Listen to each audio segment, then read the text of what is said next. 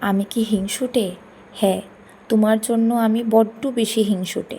তোমার পাশে অন্য নারীকে দেখা সে তো দূরের কথা, আমি অন্য কোনো নারীর নামও তোমার মুখে শুনতে চাই না। কি আমি বদমেজাজি? হ্যাঁ, আমি বড্ড বদমেজাজি। তুমি কি জানো ভালোবাসলে হিংসুটে হতে হয়, ভালোবাসলে বদমেজাজিও হতে হয়।